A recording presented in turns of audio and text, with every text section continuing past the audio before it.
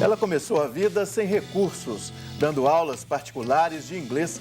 Hoje, 35 anos depois, emprega centenas de funcionários e tem mais de 7 mil alunos em escolas espalhadas pelo Brasil e nos Estados Unidos. Professora e empresária, ela é muito conhecida pelo bordão. Pessoas diferentes precisam de métodos diferentes. Eu estou falando de Luziana Lana, nossa entrevistada do Retratos de hoje.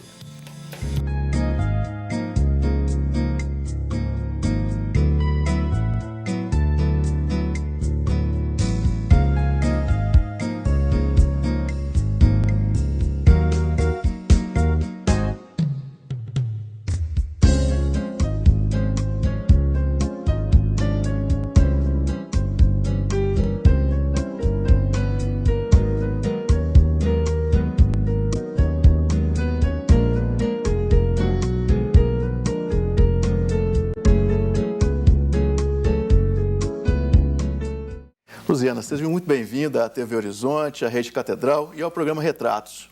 Obrigada, o prazer é todo meu. Essa vocação pela educação, por lecionar, começou quando?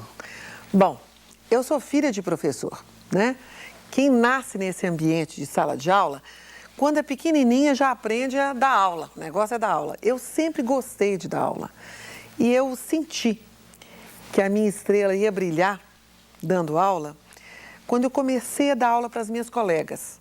Eu dava aula particular para as minhas colegas da escola. E eu gostava de fazer aquilo, era um prazer. Mas antes, já pequena, criança, tendo esse exemplo em casa, você já sonhava em lecionar? Para te ser franca, não. Isso era tão natural como dançar para um filho de dançarino, como tocar para um filho de músico.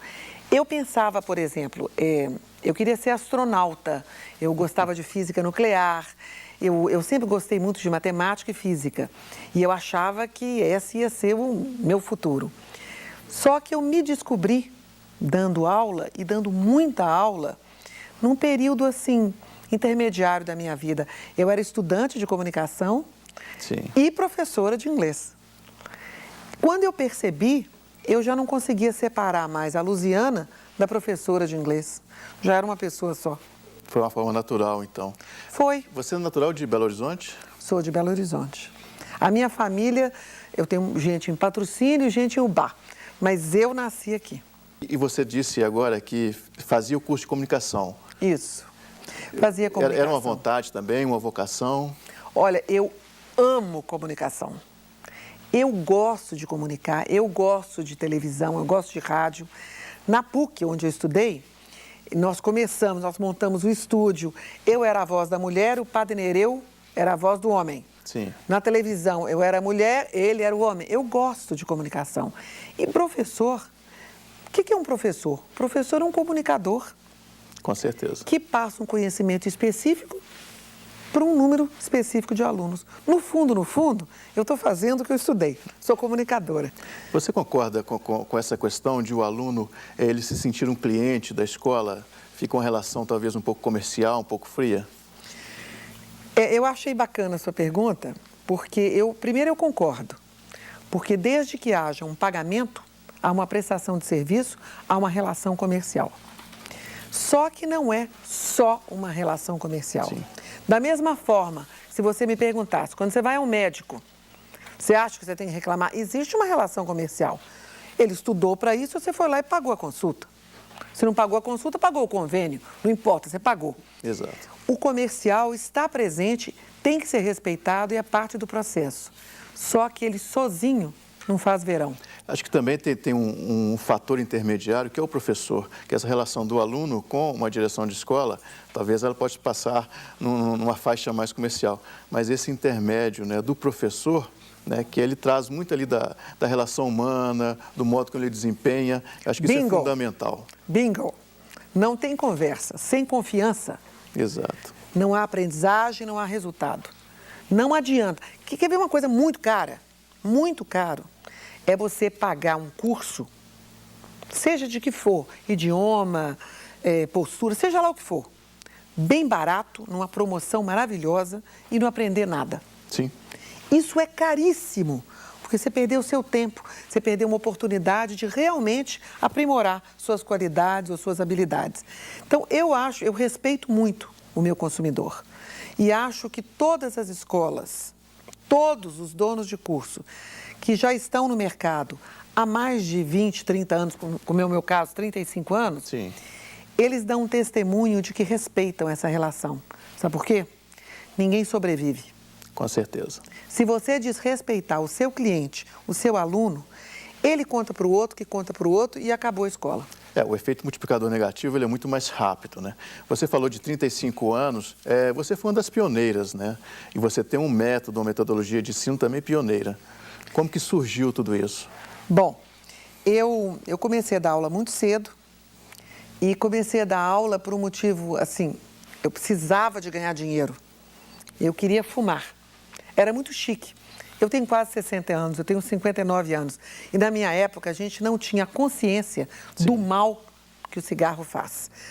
Eu achava chiquérrimo fumar. Inclusive era incentivado pela televisão, pelo cinema, pelos meios de comunicação, eu achava bacana demais. pela sociedade também. Era o maior charme pegar o cigarro e fumar, né? Muito bem, chego na minha casa, tipo 15 anos, e avisei para o meu pai. Pai, estou fumando. Meu pai continuou comendo, no final do almoço ele falou assim, bom, se você já resolveu que vai fumar, você já deve ter resolvido também como você vai pagar o cigarro, porque eu não vou pagar. Meu pai era dentista da área médica e eu fiquei voiceless, né? Fiquei parada sem voz, porque ele tinha toda a razão. Que negócio é esse? Se eu estava resolvendo a minha vida, eu tinha que resolver como pagar o meu vício. Inclusive financeiramente. Aí o negócio foi dar aula de inglês e eu comecei a dar aula de inglês. Desde que eu comecei a dar aula de inglês, eu fui aprimorando, depois fui dar aula em curso livre. Mas tem um episódio que você comentava antes, você deu sua primeira aula pelo telefone, foi isso? Eu já dei aula por telefone. Olha, eu fazia qualquer negócio que eu achasse que ia agradar o meu cliente, que ia apresentar um resultado e que a pessoa ia ficar satisfeita. Ela queria conversar comigo em inglês. Não podia ir lá, eu pegava o telefone e conversava com ela 1 hora em inglês. Resolvi o problema. E aprendi inglês muito cedo. Então, como é que foi esse aprendizado de inglês que você teve? 2 coisas aconteceram muito rápidas na minha vida que facilitaram. Primeiro, o fato da minha mãe ser professora ajudou, que mamãe era antenada para a educação. Ela percebeu, desde que eu era muito nova, e que eu tinha talento para música, a musicalidade era boa, meu ouvido era muito bom. Eu aprendi a solfejar com 5 anos de idade. Antes de aprender a ler, eu já sabia solfejar. Então, meu ouvido era muito bom. E comecei a ter aula particular de inglês muito cedo. 7, 8 anos eu já tinha aula de inglês. A escola que eu estudava tinha aula de inglês. E ela notou que eu tinha interesse por aquilo. O que não era comum na minha época.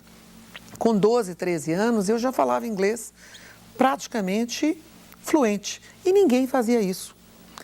O que aconteceu? Isso facilitou um contato com uma pessoa americana que me pediu para morar na minha casa e ficou conosco 2 anos. E foi minha tutora. Sim. Morando na minha casa e me ensinando inglês. Então, esses 2 fatores, o ouvido e também essa proximidade, o ouvido, a percepção da minha mãe, me colocar na escola. Eu sempre digo, você tem filho pequeno, eu sei, uma garota linda. Sim. Muito bem. Se você quer começar o estudo de idiomas com seu filho cedo, a melhor coisa que existe, a musicalidade. Porque o que é falar uma língua estrangeira? É emitir sons numa outra frequência, num outro ritmo, numa outra cadência. Então tem que educar o ouvido. O que educa o ouvido? Música. Perfeito. Melhor, porque você vai educar para todos os idiomas, em vez de pegar a criança de 4, 5 anos, que ainda não sabe nem falar português direito, na aula de inglês. Eu, pessoalmente, não sou a favor. Essa é uma base da sua metodologia? É.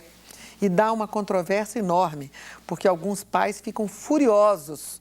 Mas a senhora não quer ganhar dinheiro? Que negócio é esse? Eu tenho a turma, eu tenho os meninos. Não é uma questão de ganhar só dinheiro, é uma questão de conceito. Para mim, como educadora, a língua mais importante da sua vida é sua língua mãe. É através dela que você ama, que você sofre, que você luta pelos seus ideais e é através da sua língua que você abre os horizontes para os demais idiomas. Com certeza. Você vai aprender melhor a língua do outro primeiro a sua língua. E se reconhece, né, culturalmente, Em socialmente. tudo e por tudo. Agora, também acredito que você tem uma hora certa. Qual que é a hora certa? Primeiro, a criança quer. Ela não vai aprender só porque a mamãe ou o papai acham bonito. Ela quer. Segundo, ela já está pronta. Ela é uma criança que não tem dislexia, é uma criança que já está alfabetizada aos 7 anos. Maravilha, pode começar aos 7. Ah, ela não está bem alfabetizada, começa aos 8. Ela está aos 8, mas ela não quer. Não comece. Com certeza. Luziana, você citou em relação a a relação com a língua materna, né, da preservação e da cultura, do próprio patriotismo, né? E você tem uma passagem interessante na sua juventude sobre isso, né, que você vai contar para a gente no próximo bloco. E você pode nos ajudar a melhorar cada vez mais nossa programação, tornando-se um colaborador da campanha Faço Parte. Além de ajudar a manter os veículos de comunicação da Arquidiocese de Belo Horizonte, você estará colaborando para a construção da Catedral Cristo Rei e para as obras de revitalização do Santuário Nossa Senhora da Piedade. Ligue e faça parte deste projeto. Sua adesão é muito importante para nós. Nós vamos para um rápido intervalo e voltamos em instantes. Fique com a gente.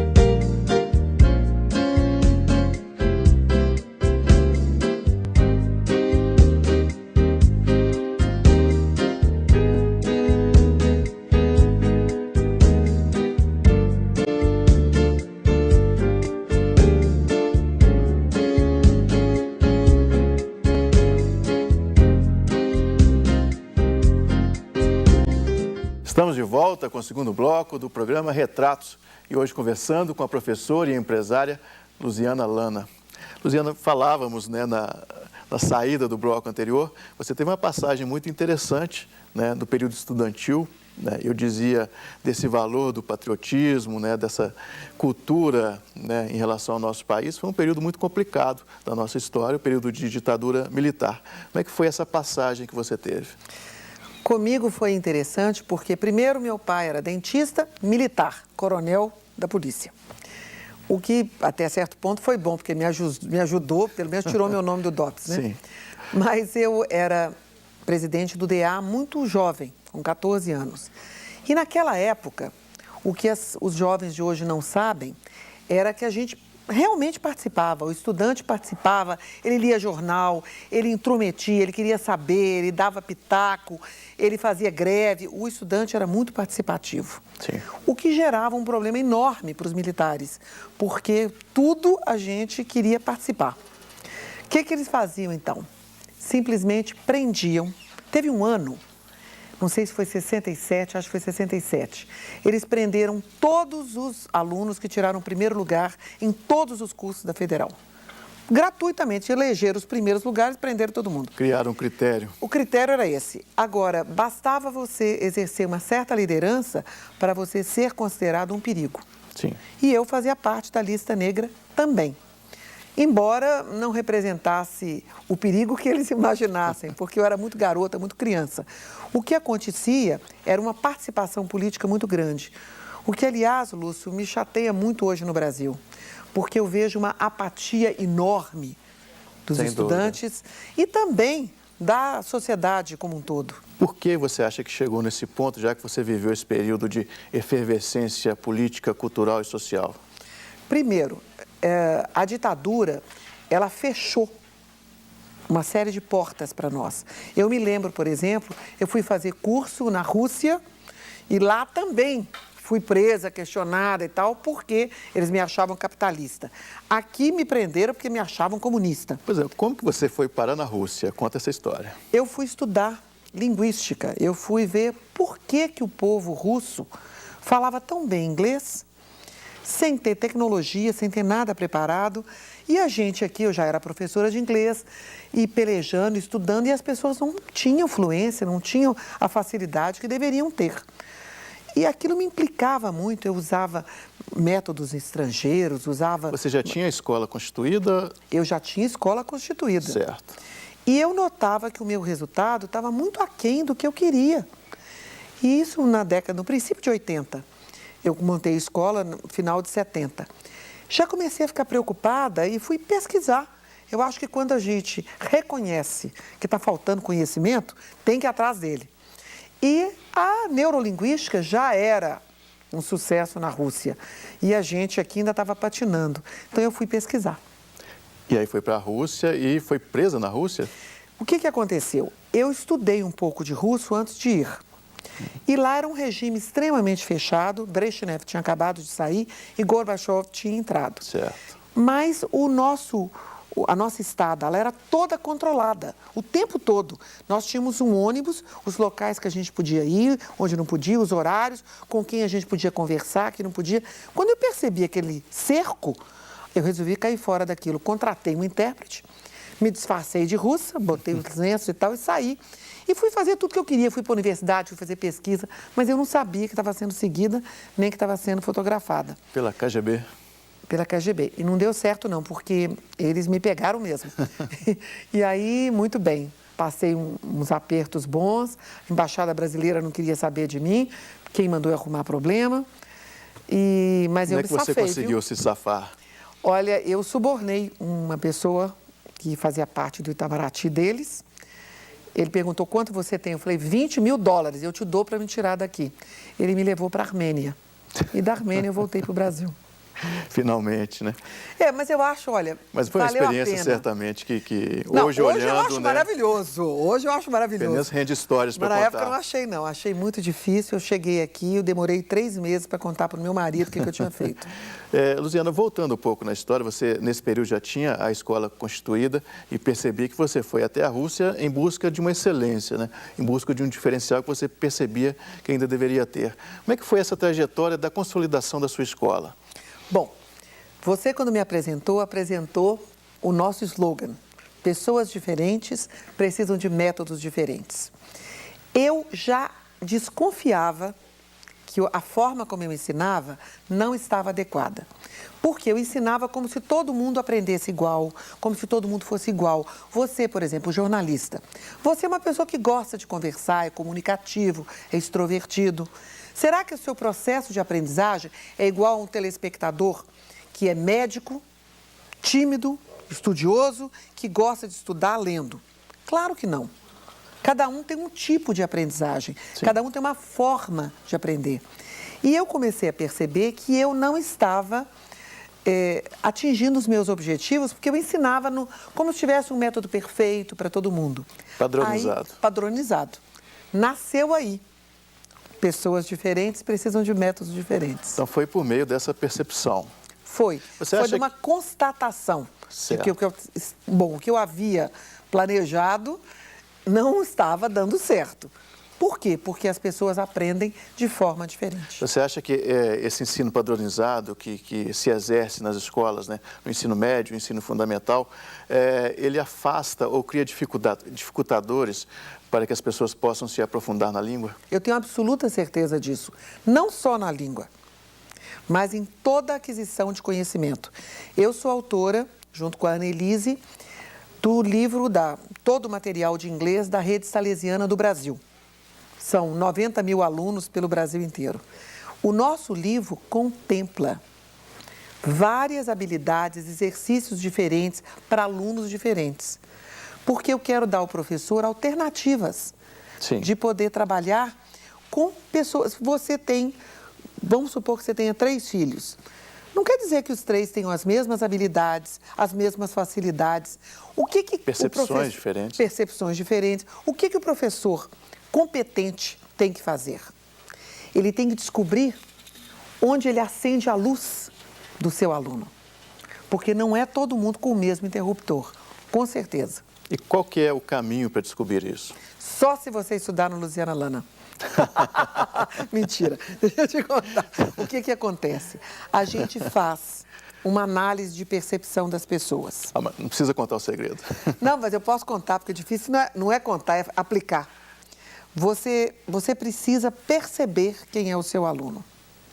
Por exemplo, nós temos um programa internacional muito bacana, muito diferenciado.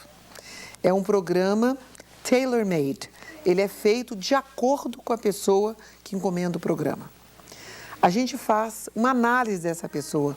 O que ela precisa, qual é a habilidade dela, qual o tipo de inglês que ele precisa, qual o tipo de comunicação. E monta um curso em um mês para aquela pessoa. É eficiente? É muito eficiente. Por quê?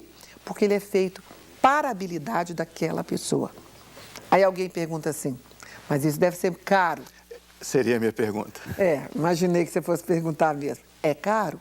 Claro que ele é caro, porque ele é específico. Agora, se você contar 5 anos de estudo, 5 anos de tempo, vai ficar barato. Com certeza. Você também tem escola nos Estados Unidos.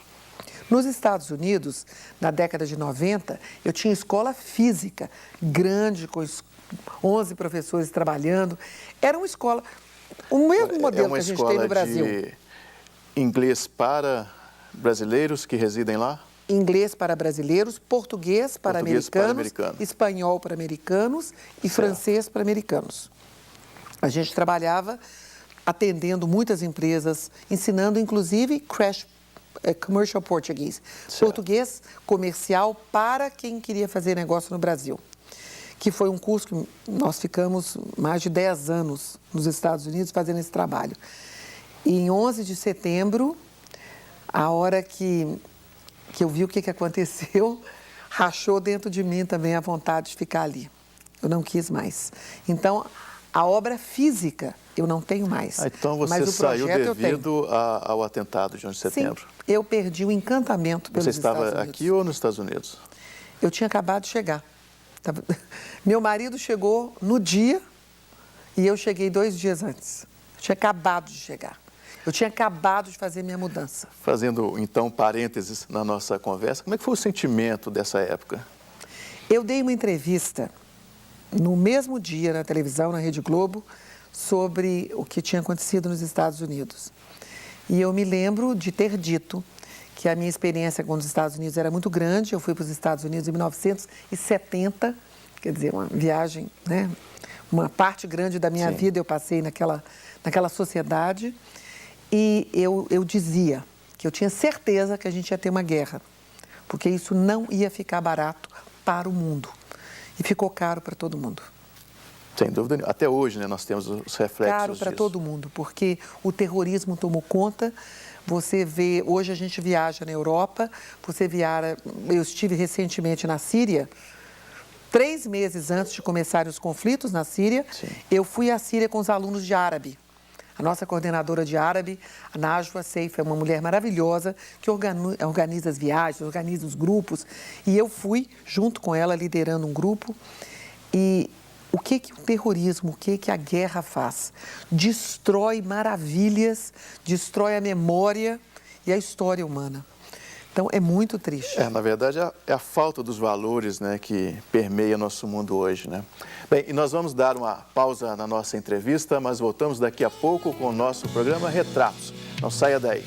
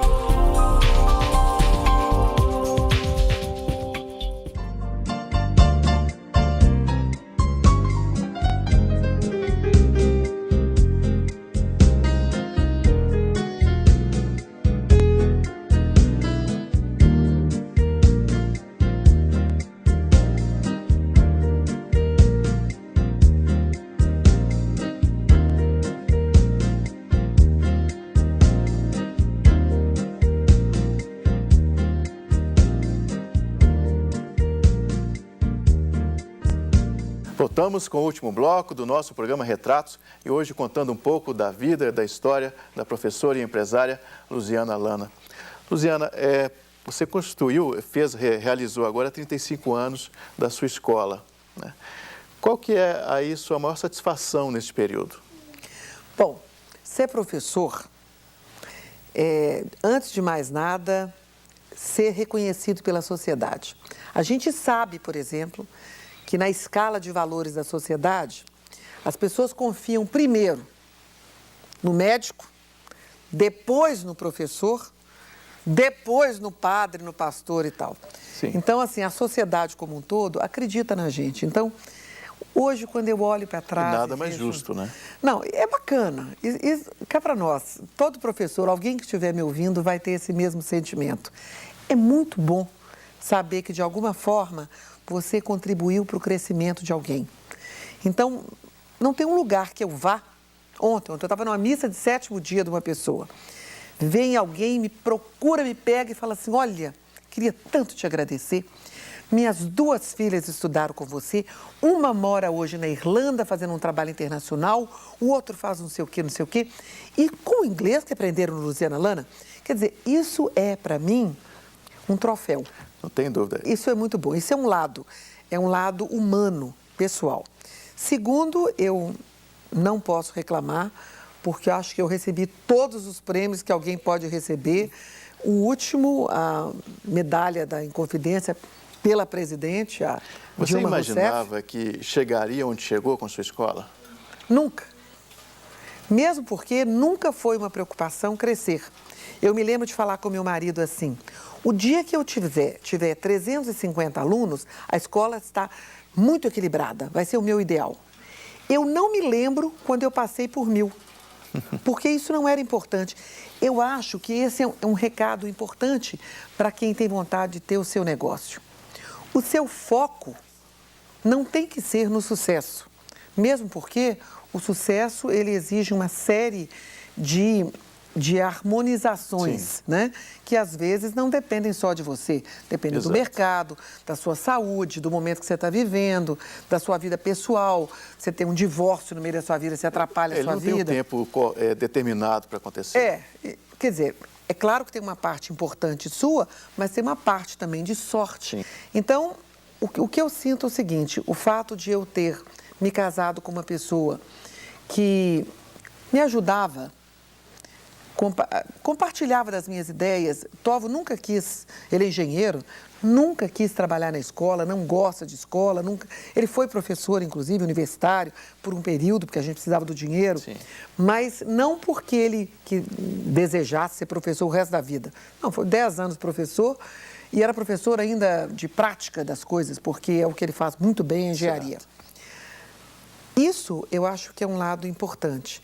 Para a pessoa que tem vontade de começar um negócio, de ter sucesso naquilo que faz, a grande pergunta não está no mercado, nem naquilo que dá dinheiro, o que dá certo. A grande pergunta é interna. O que eu faço bem? O que eu posso fazer melhor do que os outros? Essa é a primeira pergunta e a primeira resposta. A primeira resposta vai depender muitíssimo do seu preparo para aceitar suas deficiências e suas virtudes. Você citou família. Como é que a família é integrada na sua vida de empresária, de professora e dentro desse sucesso que você alcançou? Eu tenho 4 filhos homens. E o meu filho mais velho é médico, seguiu outro caminho, é um médico muito bem sucedido. Ele gosta muito de idiomas e ele brinca muito comigo assim, se você tivesse pressionado, eu teria feito administração. Primeiro, não iria pressionar porque o talento dele era para medicina. Segundo, porque ele está muito bem na vida do jeito que escolheu. Os outros 3 são administradores. O mais jovem não tem interesse nenhum em trabalhar comigo, porque ele fala que empresa familiar é muito complicada e tal. Pode até ser que ainda venha trabalhar comigo. O terceiro, ele administra a escola. Ele já está na escola há 13 anos. Ele tem alma de professor. Ele gosta de gente, ele gosta de administrar a escola. Conviver ali dentro da escola. E ele participou, o que eu acho bacana, ele foi secretário, ele foi almoxarife, ele foi coordenador de escola, ele foi professor, professor da Asprom. Nós temos um trabalho social muito grande junto com a Asprom, já tem 11 anos. Ele obedeceu toda a escala de trabalhos certo. Conheceu até chegar, todos os... Todos, até chegar a ser hoje ele é o administrador financeiro, ele manda na escola e eu só cuido de método. É o que você faz muito bem. Essa metodologia sua, pessoas diferentes precisam de métodos diferentes. Ela se aplica também para a vida? Eu tenho certeza disso. Você quer ter fracasso? É só você querer, de 2 filhos diferentes, o mesmo resultado. É só você querer, de 2 alunos, pessoas diferentes, de famílias diferentes, habilidades diferentes, o mesmo resultado. Não adianta, nós, graças a Deus, somos únicos. A unicidade do ser humano precisa ser respeitada. Todo mundo tem que ter o mesmo tom. Todo mundo que fala na televisão tem que fazer assim, estudar a mãozinha. Me irrita muito esses cursos que eles fazem. Todo mundo com a mesma mãozinha, acho uma chatura. Cada um tem que ter o seu jeito. Você citou o projeto social.